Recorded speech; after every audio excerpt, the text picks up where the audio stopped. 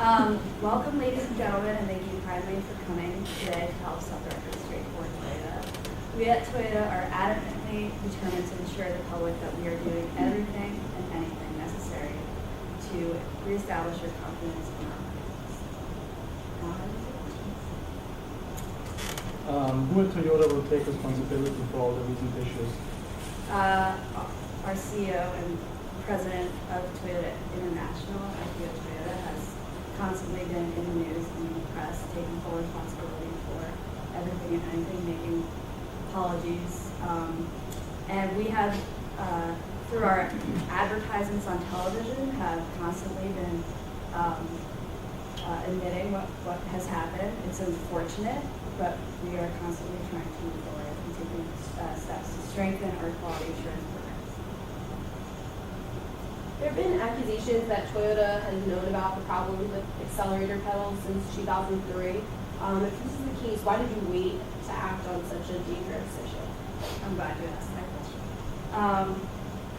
I want to present the facts. In April 2003, during testing in one of our plants, we discovered that a hard plastic trim panel in our Siennas, which is the minivan, which are attached to the center console, were trapping the accelerator pedal. The root cause was a missing attachment clip. A safety recall was not deemed necessary, only because we immediately investigated the situation and we tested 200 vehicles in the plant and in the shipping yard, and we determined that there were no missing clips, nor were there any reports at that time from consumers of problems. Therefore, the incident was isolated. In May of 2009, Toyota reported an annual net loss of $4.2 billion. And then less than a year later, this kind of crises arise. So I was just wondering that, is the fact that you were losing money before the crisis any indication that vehicles were being made cheaper and under less strict standards? Well, Toyota is not immune to the economic recession, and unfortunately, it was timing, I guess. We spend over $1 million a day strengthening our quality assurance programs, and the fact that this recall came in 2009 is merely coincidence. We were just one of the many companies that was hit pretty hard by the recession. During the years from 2007 to 2010, or to today, people are not looking really to buy cars, and we're now encouraging people to buy cars now because our prices are at their lowest. One day after the recall announcement, General Motors offered Toyota owners a $1,000 rebate on their cars. Isn't that a tempting offer? Is that what? A tempting offer?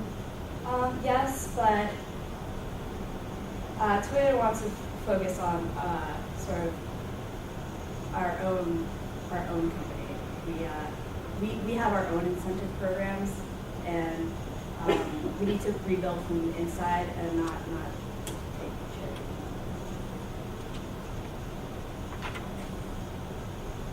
Earlier you mentioned that the CEO was taking responsibility for the issue, but every consumer knows that the CEO is not actually responsible for engineering the product and putting it together and testing. What efforts is Toyota making to ensure that the testing is sufficient, the engineering is safe? All of our engineers are qualified and highly trained. We're establishing special committees for global quality. We're making new positions. Regional product safety executive, North American quality advisory panel. We have our production system, which is without fail, it's 14 steps to guarantee quality. And quality is always our first priority. Safety is always our first priority. This was an unfortunate error that was unforeseen miscalculation. And I think living in the past will only perpetuate the issue, and that we just need to move forward in order to strengthen our quality.